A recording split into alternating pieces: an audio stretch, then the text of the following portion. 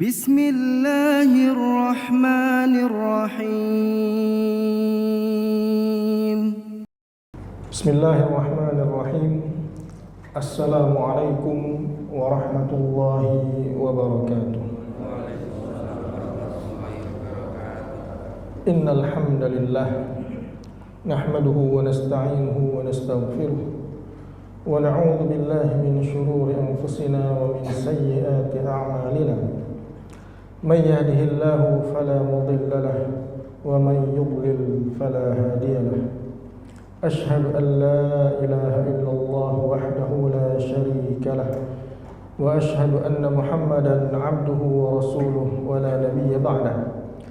Allahumma salli wa sallim ala nabiyyina Muhammadin wa ala alihi wa sahbihi wa mawalah. Amma ba'd. Bapak Ibu jamaah salat subuh yang dimuliakan Allah, alhamdulillah di subuh hari ini Allah masih berkenan, Allah kembali membangunkan kita. Allah ringankan langkah kita untuk menuju masjid ini untuk menunaikan kewajiban kita sebagai seorang hamba.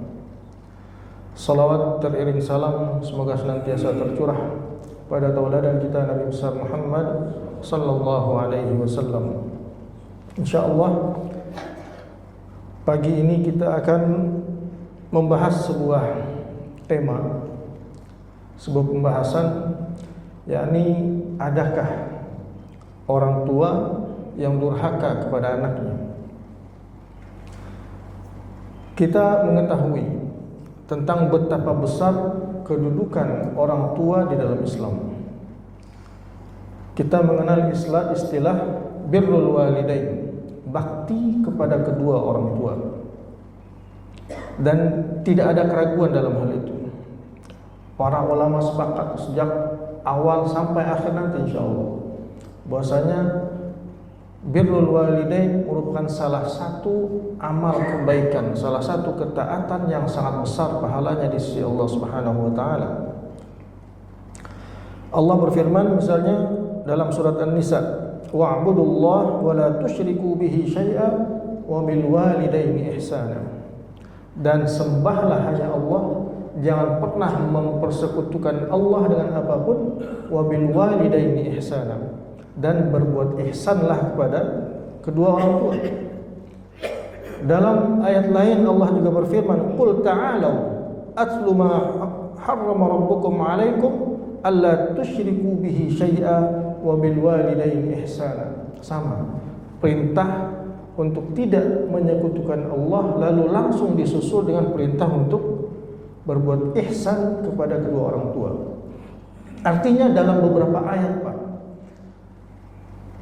perintah untuk berbuat baik pada orang tua, untuk birrul walidain itu selalu datang langsung setelah perintah untuk tidak mempersekutukan Allah. Artinya ketaatan kita kepada Allah adalah yang paling utama di atas segalanya.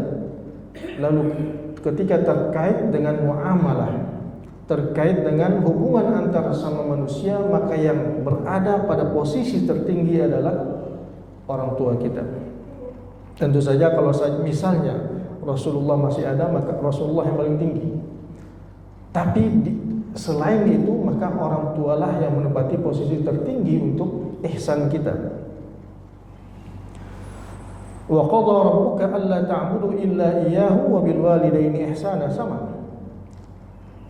Begitu pula dalam hadis misalnya Abdullah bin Mas'ud radhiyallahu anhu pernah bertanya kepada Rasulullah, wahai Rasulullah, ayyul amal ahabbu ilallah?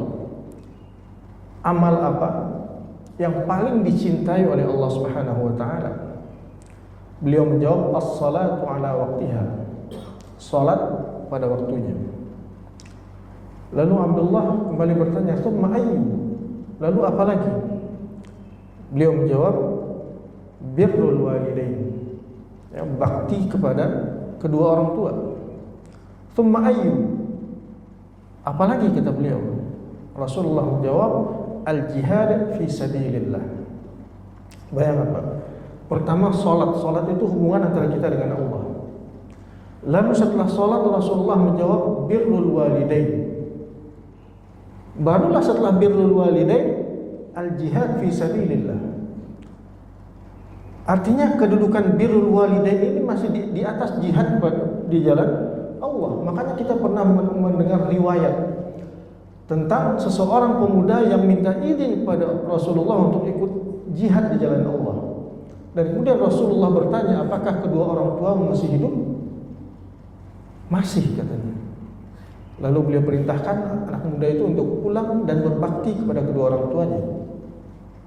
Nah, sekarang kita kembali kepada pertanyaan di awal. Adakah orang tua yang durhaka kepada anak? Artinya jika kewajiban bakti kepada orang tua begitu besar dalam Islam, jika durhaka kepada orang tua adalah salah satu dosa terbesar di dalam Islam, lalu bagaimana dengan sebaliknya?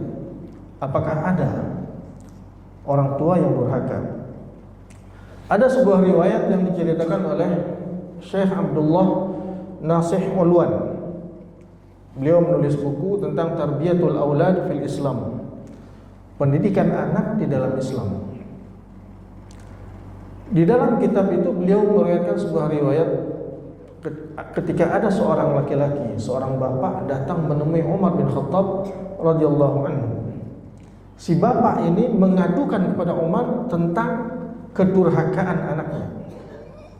Bahwasanya anaknya tidak berbakti kepadanya. Maka kemudian Umar bin Khattab memerintahkan untuk menghadirkan si anak ini untuk ditanya langsung oleh Umar, kenapa dia tidak berbakti. Lalu si anak ini ketika datang dan berada di hadapan Umar bin Khattab dan ditanya oleh Umar, kenapa engkau tidak berbakti kepada ayahmu? Si anak ini kemudian balik bertanya, wahai Amirul Mukminin, apakah seorang anak memiliki hak atas orang tuanya? Betul, kewajibannya adalah untuk berbakti. Kewajibannya adalah untuk tidak durhaka. Tapi apakah seorang anak punya hak atas orang tuanya? Apakah orang tua punya kewajiban atas anaknya? Umar menjawab, iya, tentu saja. Lalu si anak kembali bertanya, apa saja kewajibannya itu? Umar menjawab, an yantaqiya ummahu wa yuhsin ismahu wa yu'allimahu al-Qur'an. Pertama, memilihkan ibu yang terbaik untuknya. Memilihkan ibu. Yang kedua, memberinya nama yang baik. Dan yang ketiga, mengajarkannya Al-Quran. 3 hal yang disampaikan oleh Umar. Maka kemudian mendengar itu si anak ini kemudian mengatakan, ya Amirul Mukminin, inna abi lam yaf'al syai'an min dzalik. Wahai Amirul Mukminin, ayahku tidak pernah melakukan ketiga hal itu kepadaku. Dari semua yang kau sebutkan, enggak ada satupun yang dikerjakan oleh ayahku. Ibuku dulunya adalah seorang budak milik seorang laki-laki Persia, seorang Majusi, budak dari seorang Majusi sebelumnya. Dia juga memberiku nama yang buruk, dan dia tidak pernah mengajarkan Al-Quran kepadaku. Maka saat itu kemudian Umar bin Khattab berkata kepada si ayah ini, jika tashku uquqa ibnika wa qad aqaqtahu qabla an ya'uqqaka. Hai fulan, engkau datang tadi untuk mengadukan tentang kedurhakaan anakmu, padahal sebelum dia durhaka kepadamu, engkau telah durhaka kepadanya. Artinya secara umum, Pak, secara umum kedurhakaan orang tua itu terjadi ketika seseorang itu tidak melakukan kewajibannya kepada anaknya. Kisah ini berhenti di sini. Ya, tidak disampaikan apa yang kemudian disampaikan oleh Umar kepada si anak. Tapi satu hal yang pasti, bahwasanya kedurhakaan orang tua Jadi di awal saya ingin sampaikan dulu, kedurhakaan orang tua kepada anak, atau ketika seorang ada orang tua yang tidak melaksanakan kewajibannya kepada seorang anak, maka si anak sesungguhnya juga tidak berhak untuk balik durhaka, karena kewajiban si anak Pak tetap berbakti kepada orang tua. Artinya yang dilakukan oleh si anak yang ada di dalam kisah tadi juga tidak tepat. Dan sayangnya cerita itu berhenti di situ, tidak disampaikan dalam kisah ini apa yang kemudian nasihat yang diberikan Umar kepada si anak itu. Karena kewajiban anak tetap berbakti kepada kedua orang tua, apapun bentuk orang tuanya, betapapun kelakuan orang tuanya. Karena terkait dengan perbuatan orang tua kepada si anak itu nanti tanggung jawabnya adalah antara dia dengan Allah. Sementara kewajiban si anak yang diperintahkan Allah, yang diperintahkan Rasulullah adalah tetap berbakti kepada orang tua. Justru di sana kemudian pahala yang didapatnya si anak akan lebih besar ketika dia mampu mengalahkan egonya, ketika dia mampu mengalahkan egonya untuk membalas apa yang dulu dilakukan oleh orang tuanya. Nah, kita kembali ke pembahasan kita. Banyak orang tua yang selalu menuntut bakti dari anak. Banyak orang tua yang kemudian mengingatkan si anak tentang hak orang tua, tentang kewajiban anak untuk berbakti kepada kedua orang tua. Akan tetapi sayangnya juga banyak orang tua yang alpa, yang lalai dan tidak tahu tentang apa sebenarnya kewajibannya terhadap si anak. Kita bisa lihat kondisi kita pada saat ini. Berapa banyak anak-anak muda yang menikah dan saat menikah mereka sudah paham apa yang harus mereka lakukan sebagai orang tua ketika nanti Allah mengkaruniai mereka dengan anak. Apa kewajiban mereka, apa saja yang harus mereka lakukan terhadap anak ini sebagai bentuk tanggung jawab atas amanah yang dititipkan Allah kepada mereka. Karena kebanyakan anak-anak muda saat ini menikah yang penting ada rasa cinta, ingin bersama, sudah. Tanpa kemudian mendalami apa nanti yang harus mereka lakukan. Tanpa seorang laki-laki, seorang pemuda memahami bahwasanya ketika dia menerima tanggung jawab seorang wanita dari ayahnya, serah terima dalam ijab qabul, dia bertanggung jawab penuh atas wanita ini dan atas anak-anaknya nanti sampai akhirat. Tanggung jawab untuk membawa mereka ke dalam surga itu ada di pundaknya. Tanggung jawab untuk membawa istri dan anak-anak ke surga itu tanggung jawab kita sebagai seorang suami. Tanggung jawab kita sebagai seorang ayah. Maka ketika kemudian tanggung jawab itu kita abaikan, kita tidak mengenalkan mereka kepada Allah, kita tidak mengajarkan mereka Al-Quran, kita tidak mengajak mereka untuk tetap istiqomah di jalan Allah, maka pada saat itu tanpa kita sadari kita sudah berbuat durhaka kepada anak kita, dan termasuk durhaka kepada istri kita, karena kita tidak membimbing mereka ke jalan Allah Subhanahu wa ta'ala. Banyak orang tua kemudian mengeluhkan, anak saya tidak berbakti, anak saya tidak mau mendengarkan saya. Dia lupa, karena bisa jadi Pak, bahkan dikatakan kebanyakan kedurhakaan anak, ketidaksolehan anak itu di situ juga ada peran dari seorang orang tua. Ketika si anak sejak kecil tidak pernah mendapatkan pendidikan agama yang baik, ketika si anak sejak kecil tidak pernah dikenalkan kepada Allah, tidak diajarkan Al-Quran, tidak diajarkan apa saja perintah-perintah Allah, tidak diajarkan apa saja perintah-perintah Rasulullah SAW, karena orang tua, seorang bapak sibuk dengan pekerjaannya. Dia pergi sebelum anak-anaknya bangun, dan ketika pulang anaknya juga sudah tidur. Dia pergi ketika anak belum sempat berinteraksi dengan bapaknya, dan ketika pulang dia sudah merasa capek dan tidak mau diganggu. Artinya ada yang terputus di sana. Padahal basic dari pendidikan itu ada di rumah. Tidak bisa kemudian orang tua sejak anaknya lahir tidak memperhatikan pendidikannya, lalu kemudian ketika masuk usia sekolah dia masukkan ke dalam sekolah dan menganggap tanggung jawab sudah diberikan kepada guru-guru. Karena tetap saja di akhirat nanti tanggung jawab kita sebagai seorang ayah pasti akan diminta pertanggungjawabannya oleh Allah Subhanahu wa taala. Nah, Bapak Ibu rahmati Allah Subhanahu wa taala.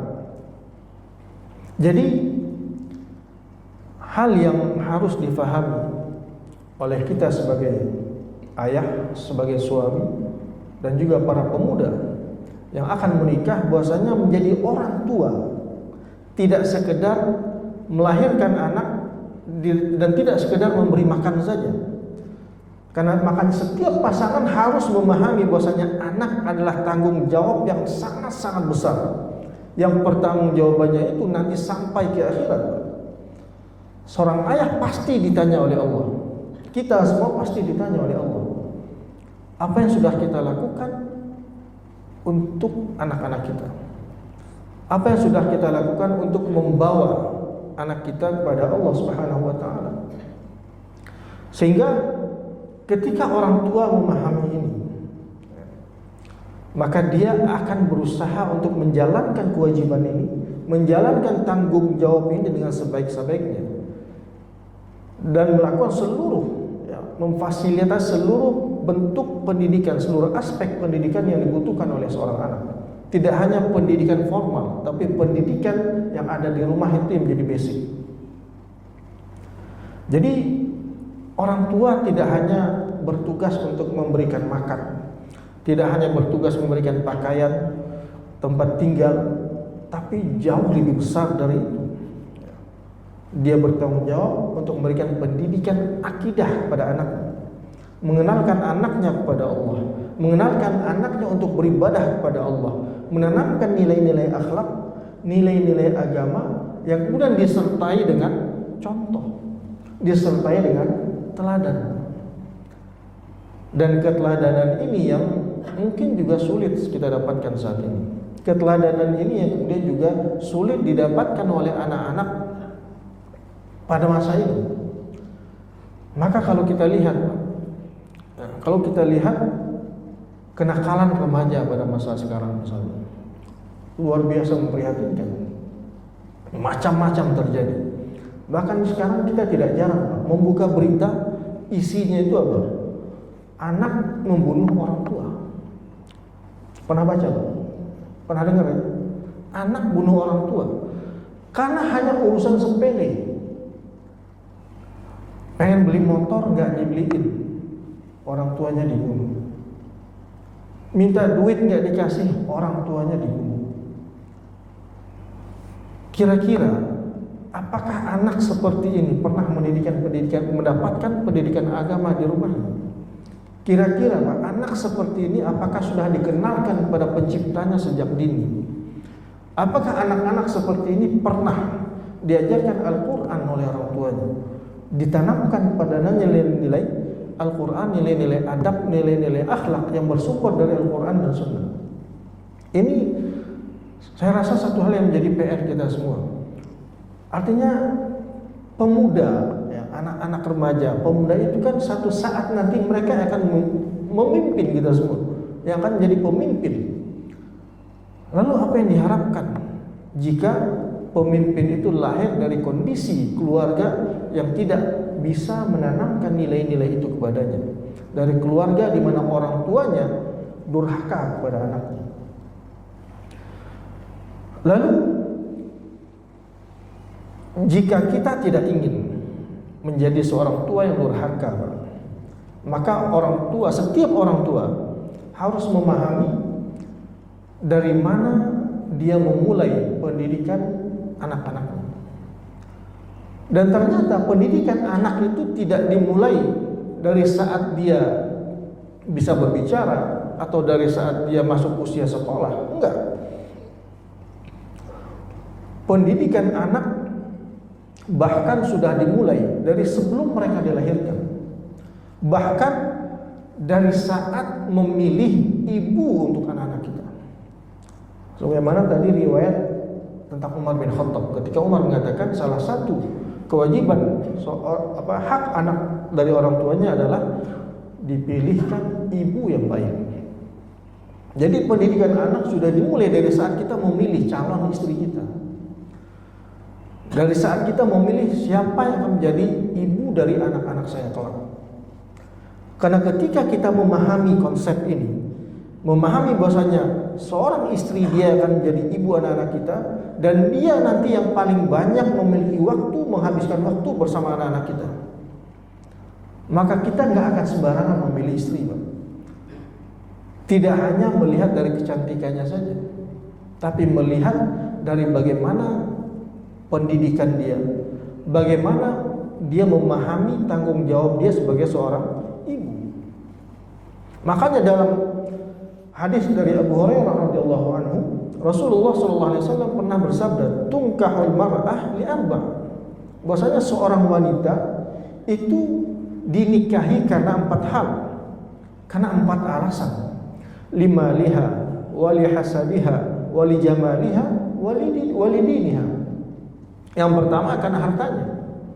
Yang kedua karena bibit nasabnya, keturunannya. Lalu karena kecantikannya, dan yang keempat karena agamanya. Dan Rasulullah kemudian berpesan, "Fazfar bidzatid din taribat yadaka." Pilihlah, artinya dari keempat itu yang kalian utamakan adalah agamanya. Niscaya kalian akan beruntung, kata Rasulullah. Karena kalau yang menjadi patokan hanya kecantikannya, hanya hartanya, hanya nasabnya, tapi agamanya tidak ada, agamanya nol, maka kita bisa bayangkan bagaimana kualitas agama dari anak-anak yang lahir dari wanita ini. Bagaimana kualitas agama dari seorang anak yang lahir dari ibu yang juga tidak memahami agama. Orang Arab mengatakan faqidus syai' la yu'tihi. Orang yang tidak memiliki sesuatu tidak bisa memberikan sesuatu itu. Orang yang tidak punya uang nggak bisa memberikan uang. Orang yang tidak punya mobil nggak bisa ngasih mobil. Orang nggak punya motor nggak bisa ngasih motor. Orang yang nggak punya pendidikan agama, nggak punya nilai-nilai agama yang dia pelajari, maka dia juga tidak akan bisa mengajarkan nilai-nilai itu kepada anak-anaknya. Itu yang pertama. Jadi pendidikan anak kita sudah dimulai dari sejak kita memilih calon istri kita. Karena itu bukan sekedar calon istri, dia adalah calon ibu dari anak-anak kita. Dalam sebuah hadis lain dari Rasulullah SAW, beliau juga bersabda, "Takhayyaru linutafikum wa ankihul akfa wa ankihu ilaihim." Beliau katakan, pilih-pilihlah linutafikum. Pilih-pilihlah di mana kalian menuangkan mani kalian. Pilih di mana kalian harus meletakkan bibit kehidupan itu. Dan nikahilah wanita-wanita yang sekufu dengan kalian. Artinya yang memiliki visi misi yang sama. Jika kalian memiliki visi bahwasanya keluarga, bahwasanya orang tua memiliki tanggung jawab besar untuk membawa keluarga ini menuju surga, maka harus memilih istri yang juga memiliki visi yang sama. Bahwasanya kita berkeluarga ini karena Allah, dan kita ingin bersama-sama menuju Allah, menuju surganya Allah. Dan ini hanya bisa jika dilakukan oleh dua orang yang sama-sama memiliki pendidikan dan pendidikan itu nggak harus formal. Pendidikan agama nggak harus formal. Karena ketika seorang laki-laki, ketika seorang wanita misalnya dia rutin ikut kajian, dia mau belajar, sebelum dia menikah dia datang kajian-kajian parenting misalnya, untuk menyamakan persepsi, untuk menyamakan visi bagaimana nanti kita mengarungi kehidupan rumah tangga ini dan bagaimana nanti kita mendidik anak-anak kita. Bapak Ibu dirahmati Allah Subhanahu wa taala. Setelah tadi seorang ayah, seorang laki-laki berusaha untuk memilih calon istri terbaik, calon ibu terbaik bagi anak-anaknya. Dan yang kedua adalah berusaha untuk memperbaiki diri. Sama seperti yang saya katakan tadi, orang yang tidak memiliki apa-apa tidak akan bisa memberikan itu kepada orang lain. Maka orang yang memahami tanggung jawab sebagai seorang ayah, tanggung jawab sebagai seorang suami, dia pasti akan memperbaiki dirinya sebelum dia melangkah lebih jauh ke dalam rumah tangga. Karena dia paham itu tanggung jawab yang sangat besar, tanggung jawab yang akan nanti pasti akan ditanyakan oleh Allah di hari kiamat nanti. Maka dia akan berusaha untuk mensolehkan dirinya, untuk bagaimana agar dia menjadi orang yang soleh, sehingga dia bisa mengajarkan anak-anaknya untuk menjadi anak-anak yang soleh. Dan kesolehan orang tua itu juga akan berefek luar biasa kepada anaknya. Di dalam surat Al-Kahfi misalnya sering kita baca, wa ammal jidaw fakana li gulamaini yatimaini fil Madinah. Ini tentang kisah Nabi Musa dan Nabi Khidir. Ya. Pada kisah yang ketiga itu, kisah yang ketiga, ketika Nabi Khidir dan Nabi Musa datang ke satu wilayah, satu daerah, kemudian mereka minta makan kepada penduduknya dan penduduknya nggak mau ngasih. Lalu tiba-tiba Nabi Khidir melihat ada sebuah rumah yang sudah hampir roboh. Lalu tiba-tiba Nabi Khidir memperbaiki rumah itu. Nabi Musa bertanya, loh tadi kita minta makan sama orang-orang kampung ini nggak dikasih. Sekarang ngapain kita benerin ini rumah? Kalau mau ya sekalian minta upahnya biar kita bisa makan. Lalu Nabi Khidir mengatakan, inilah titik di mana kita harus berpisah. Lalu Nabi Khidir menjelaskan kenapa beliau memperbaiki rumah yang ada di kampung itu, padahal penduduknya nggak mau ngasih makan. Beliau katakan rumah ini milik dua orang anak yang ada di kota. Wa kana tahtahu kanzul lahum, dan di bawah rumah ini ada harta yang ditinggalkan oleh orang tua mereka. Wa kana abuhuma shalihah, dan dulu ayahnya adalah seorang yang saleh. Ayahnya orang yang saleh. Fa arada rabbuka an yablugha ashuddahuma wa yastakhrija kanzahuma, maka Allah ingin agar anak-anak itu nanti menginjak usia dewasa dan kemudian mereka datang ke tempat itu mengeluarkan harta yang disimpan oleh ayah mereka. Artinya kesolehan si ayah kemudian membuat kesolehan si ayah ini menjadi jalan bagi anak-anak untuk dijaga oleh Allah Subhanahu wa taala. Allah yang merintahkan Nabi Khidir untuk memperbaiki rumah itu. Kenapa Allah perintahkan? Karena Allah ingin anak-anak ini nanti pulang setelah mereka dewasa dan mengeluarkan harta itu. Artinya rumah itu tetap tegak sehingga orang tua, orang lain tahu bahwasanya rumah ini ada pemiliknya. Dan itu karena sebab kesolehan orang tua. Artinya kesolehan orang tua membuat Allah menjaga anak-anaknya. Jadi keturunannya dijaga oleh Allah Subhanahu wa taala. Wa kana abuhuma shalihan. Sa'id bin Musayyib, beliau ini salah seorang ulama tabi'in, Pak. Beliau pernah mengatakan kepada anaknya, la azidanna fi salati min ajlika. Ya. Aku akan tambahkan salatku, aku akan memperbanyak salatku untukmu. Artinya dengan salat itu dia berharap Allah akan menjaga anak-anaknya. Dengan memperbanyak salatnya dia berharap Allah akan memberikan taufik kepada anaknya sehingga si anak ini juga mengikuti jejaknya menjadi seorang laki-laki yang saleh.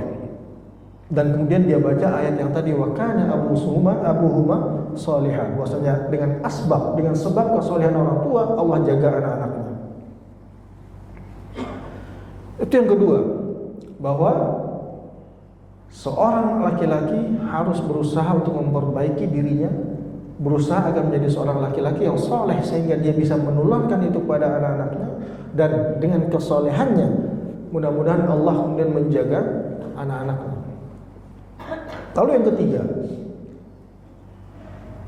hal pertama, kewajiban yang paling utama yang harus ditanamkan oleh orang tua dalam ketika berbicara tentang pendidikan anak adalah menanamkan akidah yang sahih, akidah yang benar ke dalam diri anak-anak. Artinya sebelum mengajarkan hal-hal lain, pastikan ada akidah yang sudah ditanamkan ke dalam diri anak-anak kita. Ketika tadi riwayat Umar hanya mengatakan wa yu'allimahul Qur'an, mengajarkan Al-Qur'an kepadanya. Dan salah satu yang ada dalam Al-Qur'an yang paling penting dalam Al-Qur'an adalah akidah. Dan kita bisa melihat, Pak, Rasulullah SAW ketika mengutus Mu'adz bin Jabal ke Yaman untuk berdakwah di sana, apa pesan Rasulullah SAW? Beliau katakan, hai Mu'adz, sesungguhnya engkau akan mendatangi kaum dari ahli kitab. Hal pertama yang harus engkau serukan pada mereka adalah an yuwahhidullah azza wa jalla, untuk mentauhidkan Allah. Ini sama, pendidikan anak maupun dakwah kepada orang lain, yang paling utama yang ditekankan adalah tauhid.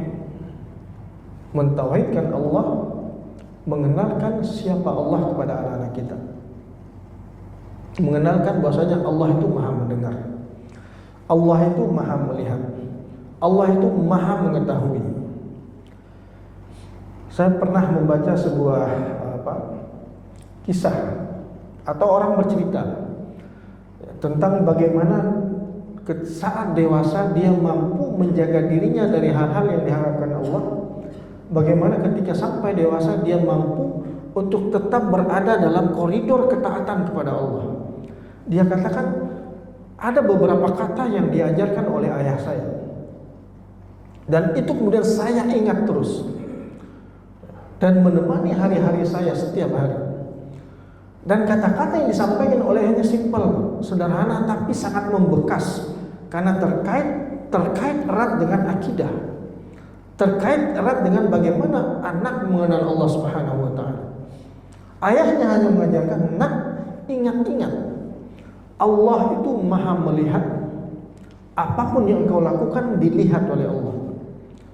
Allah itu maha mendengar. Apapun yang engkau ucapkan, Allah mendengar. Dan Allah maha mengetahui segalanya." Si anak itu, kata-kata ini, Pak, itu sederhana, Pak. Tapi kata-kata itu betul-betul menghunjam ke dalam hati si anak, betul-betul membekas di dalam akal dan pikiran dia. Terus dia ingat, sehingga setiap kali dia akan melakukan sesuatu yang kira-kira melenceng, dia ingat nasihat itu. Wah, kalau saya lakukan ini, saya akan malu di hadapan Allah. Karena Allah pasti melihat dan Allah pasti akan mendengar. Sehingga kemudian dia urungkan niatnya, dia nggak jadi. Ketika ini terus berlangsung, Pak, maka ini kayak sudah mendarah daging bagi si anak. Setiap hari dia akan terus melekat, Allah melihat saya, Allah mendengar saya, Allah mengetahui apapun yang saya lakukan. Coba bayangkan, Pak, kalau misalnya ada orang tumbuh, ya, ada anak atau siapapun tumbuh dengan kondisi seperti ini, tumbuh dengan keyakinan Allah melihat, Allah mendengar, Allah mengetahui segalanya. Kira-kira dia akan tumbuh seperti anaknya seperti apa? Kira-kira orang seperti ini akan korupsi enggak, Pak? Akan menipu atau enggak? Akan berbuat zalim atau tidak? Karena sudah sangat membekas bagi dia. Kemudian ada rasa takut kepada Allah Subhanahu wa taala, ada rasa malu kepada Allah jika dia melakukan perbuatan-perbuatan mungkar, perbuatan-perbuatan keji. Dia merasa malu sama Allah, sehingga dia tidak jadi melakukan apapun itu yang diharamkan, yang dilarang oleh Allah Subhanahu wa taala. Di dalam Al-Quran ada surat Luqman, Luqman Al-Hakim. Ada perbedaan pendapat di kalangan mufassirin, para ulama, apakah Luqman ini seorang nabi atau tidak. Tapi jumhur mengatakan Luqman ini bukan seorang nabi, tapi dia adalah seorang hamba yang saleh. Dan di dalam surat Luqman itu syarat dengan metode pendidikan kepada anak, dengan contoh terbaik keteladanan tentang bagaimana seorang ayah mendidik anaknya. Dan ketika Allah bercerita tentang Luqman, tentang bagaimana Luqman mendidik anak-anaknya, sama. Luqman memulai dengan pendidikan akidah, menanamkan tauhid kepada anaknya. Wa idh qala Luqmanu libnihi wa huwa ya'izuhu ya bunayya la tusyrik billah. Ingatlah ketika Luqman berkata kepada anaknya, ketika dia memberi nasihat kepada anaknya, ya bunayya la tusyrik billah. Wahai anakku, jangan pernah engkau mempersekutukan Allah. Inna syirka la zulmun azim. Karena syirik itu adalah kezaliman yang sangat-sangat besar. Bagaimana enggak zalim, Pak? Allah yang ngasih manusia semua kehidupannya, makannya, semua yang dia punya. Tapi kemudian dia justru menyembah Tuhan yang lain. Kezaliman kepada Allah. Inna syirka la zulmun azim. Jadi Luqman juga memulai dengan pendidikan akidah, menanamkan tauhid kepada anaknya. Lalu lihat bagaimana Luqman juga mengajarkan, ya bunayya innaha in takum mithqala habatin min khardalin fatakun fi sakhratin aw fis samawat aw fil ard ya'ti biha Allah. Hai anakku, sekecil apapun perbuatan, meskipun ada perbuatan sebesar biji zarah, yang paling kecil pokoknya, lalu perbuatan yang sangat-sangat kecil itu ada tersembunyi di dalam batu, atau ada di langit, atau ada di bumi, ya'ti biha Allah. Allah pasti akan mendatangkannya, pasti akan ada catatannya. Ini sudah ditanamkan oleh Luqman kepada anaknya sejak anaknya masih kecil, menanamkan bahwasanya Allah mengetahui segalanya. Sekecil apapun perbuatan kita, entah itu perbuatan baik, entah itu perbuatan buruk, pasti kita akan lihat nanti di akhirat. Makanya ketika di dalam surat Al-Kahfi digambarkan, ma li hadzal kitab la yughadiru saghiratan wala kabiratan illa ahsaha. Ya, ketika setiap orang menerima kitab amalnya, setiap kita nanti akan menerima kitab amal kita, catatan amal kita. Setiap orang akan mengatakan, duhai, kitab ini luar biasa. Kok kitab ini, buku ini tidak meninggalkan apapun sedikit pun. Yang paling kecil sampai yang paling besar lengkap ada di sana. Dan Luqman mengajarkan itu, bos, bagaimanapun tersembunyi, mau tersembunyi apapun dia, Allah pasti mengetahui. Dan pasti akan ada di amal catatan kita, dan pasti akan ditanyakan oleh Allah nanti. Dan ketika anak memahami ini, Pak, dia betul-betul akan berhati-hati. Berhati-hati di dalam kehidupannya. Makanya takwa itu, ya, kita selalu setiap khutbah Jumat itu ada wasiat takwa, itu menjadi salah satu rukun khutbah. Takwa itu diantara makna lughawinya adalah berhati-hati. Ya. Umar pernah ditanya tentang takwa, beliau katakan, takwa itu seperti engkau berjalan di jalan yang penuh dengan duri. Ya, kalau kita jalan di rumput, yang rumput itu ada durinya, Pak, kita pasti akan berhati-hati. Kita betul-betul akan melihat kemana kita melangkahkan kaki kita. Atau bayangkan misalnya kalau kita jalan di ladang ranjau, kira-kira begitu takwa. Artinya kita betul-betul akan berhati-hati. Setiap kali melangkahkan kaki kita, kita akan melihat ada duri atau enggak di sana. Itulah takwa, di mana seorang muslim di dalam kehidupannya sehari-hari setiap akan melakukan apapun dia akan melihat apakah perbuatan ini diridhoi oleh Allah atau tidak. Apakah perbuatan ini akan mendatangkan ridho Allah atau justru akan mendatangkan murkanya Allah Subhanahu wa taala.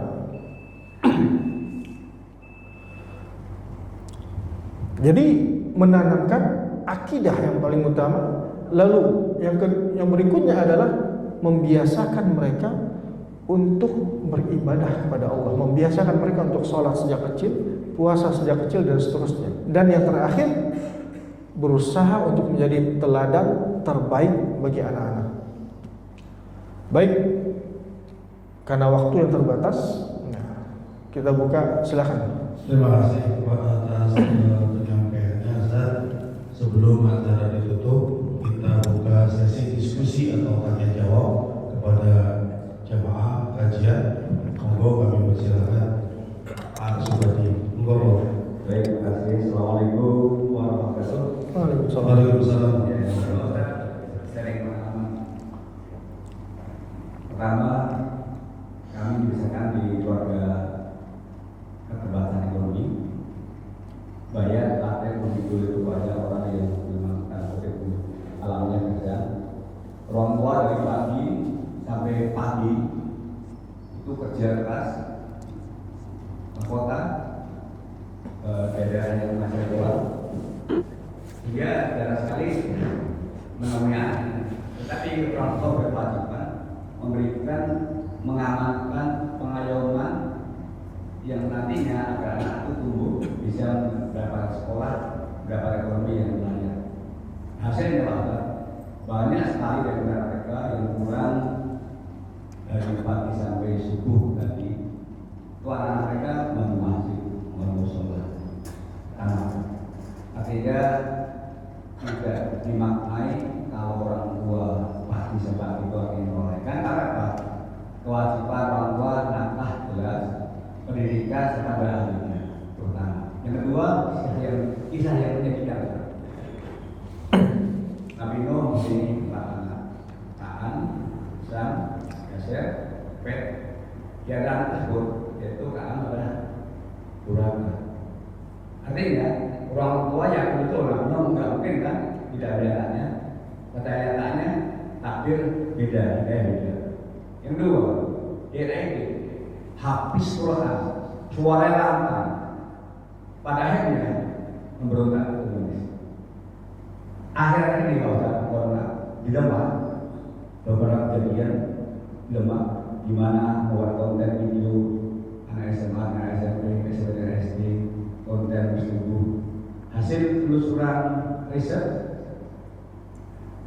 70% anak-anak SMP, SMA, SMP sederajat itu di HP-nya adalah memuat konten porno. Padahal orang tuanya santri, orang tuanya agama.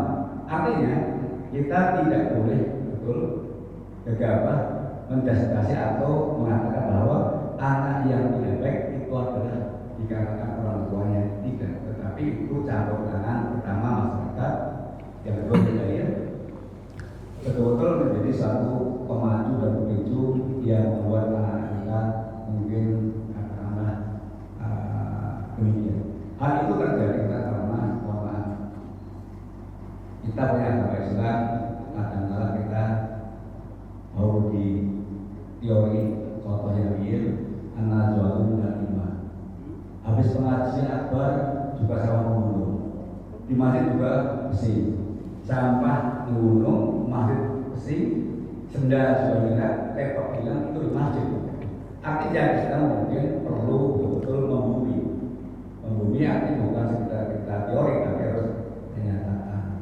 Nah, maksud saya Pak Ustaz, kita prihatin ini mungkin dikarenakan faktor-faktor global. Di antaranya adalah tidak bisa disaring, tidak bisa difilter video-video tontonan-tontonan yang dunia barat.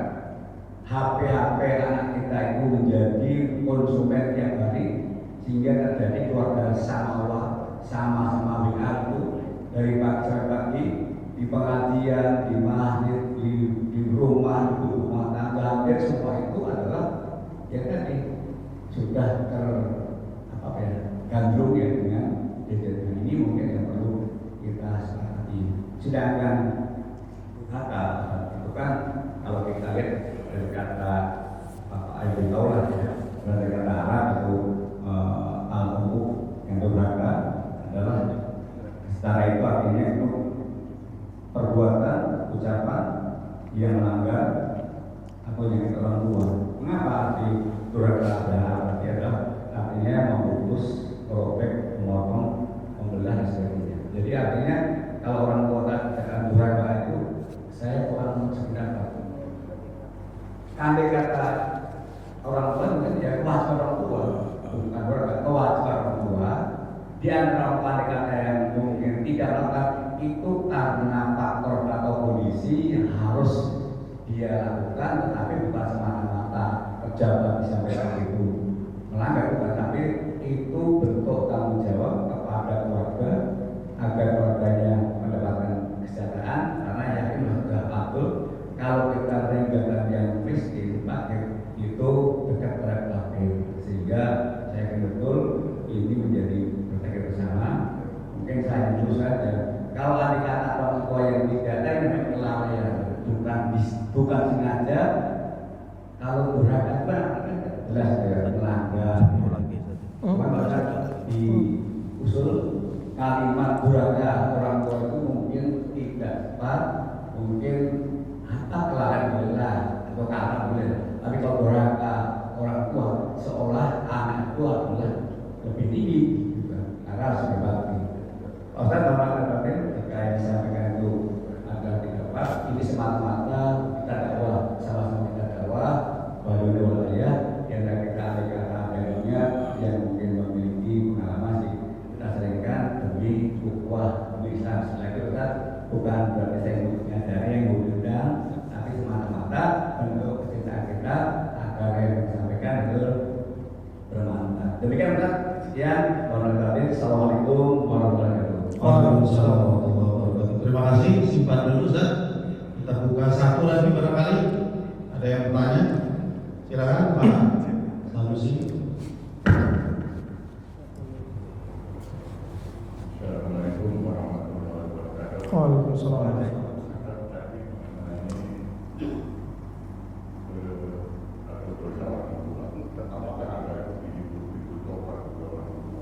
Apa?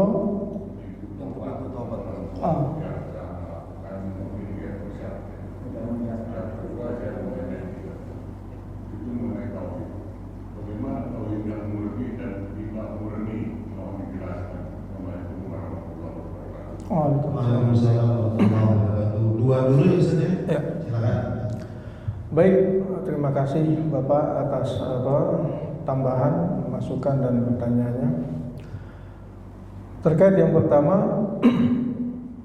memang ada ya, karena kondisi, kemudian ada orang tua yang terpaksa karena kondisi dan tanggung jawab dia sebagai seorang tua, kemudian dia seperti itu tadi, pergi pagi, pulang pagi.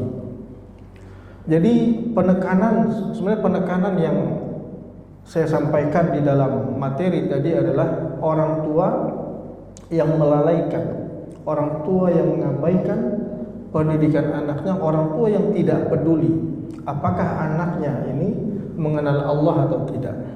Orang tua yang hanya menikah karena dasar cinta, entah atau dasar apapun, tapi kemudian tidak memahami tanggung jawab dia sebagai seorang tua.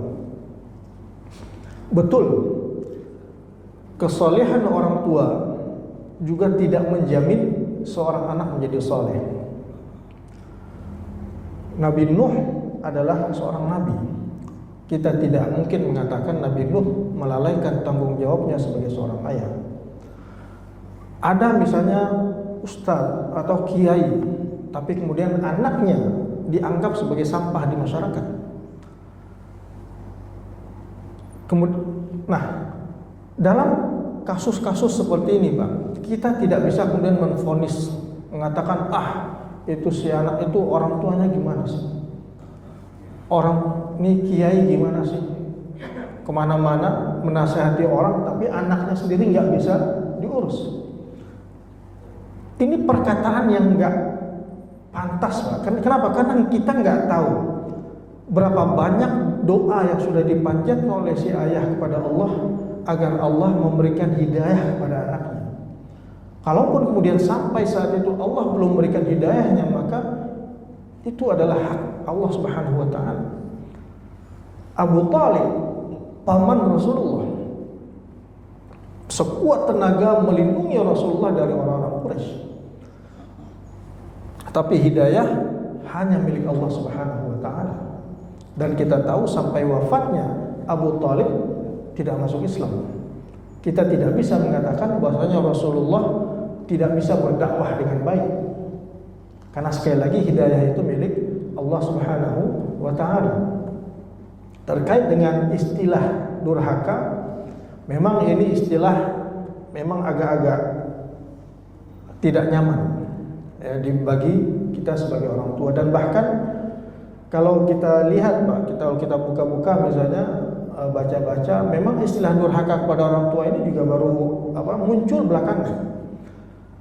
Kalau di zaman-zaman ini misalnya jarang kita menemukan istilah orang tua durhaka kepada anak. Tapi kenapa? Kalau yang saya lihat, kenapa kemudian istilah durhaka ini dipakai, digunakan sebagai sebuah peringatan keras bagi orang tua yang tidak peduli terhadap pendidikan anaknya. Dan ini ingin saya tekankan yang tadi, bahwasanya ini bagi mereka memang tidak peduli. Berbeda dengan orang tua yang memang karena itu beda pembahasan lagi, Pak. Ketika orang tua dengan tanggung jawabnya, nah ketika dia menunaikan tanggung jawabnya sebagai orang tua, Allah akan melihat itu. Bahwasanya si fulan ini dia pergi pagi, pulang pagi, karena memang dia sebagai tanggung jawab dia sebagai seorang ayah, agar ada nasi yang terhidang di piring anak-anaknya. Nah kemudian terkait dengan taubat ya, pasti, Pak, selama hayat masih di kandung badan, selama ajal belum tiba, pintu taubat itu selalu terbuka. Qul ya ibadiyalladzina asrafu ala anfusihim, katakan pada hamba-hambaku yang melampaui dirinya sendiri, la taqnatu min rahmatillah, jangan pernah kalian berputus asa dari rahmat Allah. Innallaha yaghfiru dzunuba jami'an. Bagaimana misalnya saya sudah terlanjur, Ustaz. Saat ini saya sudah tua, anak-anak saya sudah besar semua. Dulu saya enggak sempat berdoa kepada Allah, minta sama Allah. Saat ini kita punya HP, punya WA. Ya, tadi juga Bapak menyinggung tentang begitu dahsyat pengaruh buruk dari HP ini. Ada manfaatnya, tapi juga pengaruh buruk bagi anak-anak kita. Dan betul, selain orang tua, lingkungan juga pengaruh yang sangat besar, memiliki pengaruh yang sangat besar terhadap anak-anak kita. Apalagi ketika anak-anak menginjak remaja, Pak, ketika dia mulai mengenal banyak kawan, maka biasanya pengaruh kawan-kawannya itu menjadi jauh lebih besar daripada pengaruh orang tua di rumah. Sehingga kalau orang tua tidak memulai sejak dini, maka akan mudah sekali bagi si anak untuk mengabaikan apapun yang dikatakan oleh orang tuanya. Kemudian dia memilih untuk mendengarkan hal-hal yang disampaikan oleh teman-teman sebayanya. Pergaulan juga menjadi hal yang sangat memberikan pengaruh dalam pendidikan anak-anak kita. Pintu taubat akan selalu terbuka. Kita punya HP, kita bisa, Pak. Biasanya ada kajian-kajian tentang bagaimana seorang anak, tentang bagaimana seorang tua yang baik. Itu bisa kita share saja kepada anak kita. Dan anggaplah itu artinya cara kita, usaha kita untuk menutupi, untuk mengganti apa yang dulu kita pernah abaikan. Lalu bagaimana tauhid? Tauhid yang murni tentu saja tauhid yang betul-betul hanya mengesahkan Allah Subhanahu wa taala, menjadikan Allah sebagai satu-satunya Tuhan yang kita sembah. Karena begini, Pak, dalam keseharian kita, lisan kita mengatakan Tuhan kita adalah Allah. Tapi kemudian ketika kita melihat uang, kita lupa kepada Allah, kita menuhankan uang. kita nggak peduli apakah uang ini halal atau haram. Ketika kita kemudian mengambil uang itu, membawa uang itu ke rumah dan menafkahi anak-anak kita dengan uang itu, artinya kita sudah menuhankan uang itu. Karena kalau kita betul-betul menuhankan Allah, kita akan tolak uang ini, karena ini adalah uang haram dan Allah mengharamkan itu. Ketika misalnya dalam keseharian ada orang atau atasan kita, dia memerintahkan kita untuk melakukan sesuatu yang dilarang oleh Allah, lalu kita tanpa berpikir panjang mengiyakan, melaksanakan apa yang diperintahkan dan mengabaikan larangan Allah, maka secara tidak langsung kita telah menuhankan atasan kita dan mengabaikan Allah sebagai Tuhan kita. Jadi maka bagaimana bertauhid yang murni? Setiap langkah yang kita ambil betul-betul meletakkan Allah sebagai satu-satunya sembahan, sebagai satu-satunya Tuhan yang kita dengarkan, yang kita taati. Sehingga ketika hal-hal lain dalam hidup kita yang kira-kira akan mengalihkan kita dari penghambaan kita kepada Allah, maka kita tinggalkan itu. Jika kita justru tenggelam, maka berarti secara tidak langsung kita mengabaikan Allah dan tauhid kita bermasalah di sana. Artinya secara simple, artinya dalam keseharian kira-kira seperti itu, Pak. Tentang bagaimana bertauhid, mengesahkan Allah Subhanahu wa taala. Mudah-mudahan bisa dipahami. Terima kasih Ustaz, karena waktu yang sudah cukup siang, silakan Ustaz untuk kajian ini ditutup supaya dapat berkabul. Alhamdulillah rabbil alamin, hamdan yuafi ni'amahu wa yukafi mazidah. Ya rabbana lakal hamdu kama yanbaghi li jalali wajhikal karim min 'azimi sultanik. Allahumma salli ala sayyidina Muhammad wa ala ali sayyidina Muhammad kama sallaita ala sayyidina Ibrahim wa ala ali sayyidina Ibrahim fil alamin innaka Hamidum Majid. اللهم إنا نسألك سلامة في الدين وعافية في الجسد وزيادة في العلم وبركة في الرزق وتوبة قبل الموت ورحمة عند الموت ومغفرة بعد الموت. اللهم هون علينا في سكرات الموت والنجاة من النار والعفو عند الحساب. ربنا هب لنا من أزواجنا وذرياتنا قرة أعين واجعلنا للمتقين إماما. ربنا ظلمنا أنفسنا فإن لم تغفر لنا وترحمنا لنكونن من الخاسرين. ربنا اغفر لنا ولوالدينا وارحمهم كما ربونا صغارا. ربنا آتنا في الدنيا حسنة وفي الآخرة حسنة وقنا عذاب النار. سبحان ربك رب العزة عما يصفون وسلام على المرسلين والحمد لله رب العالمين. Kita tutup dengan sama-sama membaca kafaratul majlis. Subhanakallahumma bihamdik asyhadu an la ilaha illa anta astaghfiruka wa atubu ilaik. Terakhir bersepakat salam-salaman. Tapi sebelum itu kami sampaikan informasi bahwa besok akan diadakan acara diklat pelatihan perbaikan bacaan sholat yang akan dimulai pada jam 8 sampai dengan jam 10 dengan narasumber Mukarram Ustaz Ahmad Yusuf. Baik, mari kita mulai salam-salaman. Sallallahu ala Muhammad. Mau Pak dari sini Pak. Sallallahu alaihi wasallam. Sallallahu ala Muhammad. Sallallahu alaihi wasallam. Sallallahu ala Muhammad. Sallallahu alaihi wasallam. Sallallahu ala Muhammad. Sallallahu alaihi wasallam. Sallallahu ala Muhammad. Sallallahu alaihi wasallam. Sallallahu Muhammad. Sallallahu alaihi wasallam. Sallallahu ala Muhammad. Sallallahu alaihi wasallam. Sallallahu ala Muhammad. Ya Rabbi salli wa sallim. فبأي آلاء ربكما تكذبان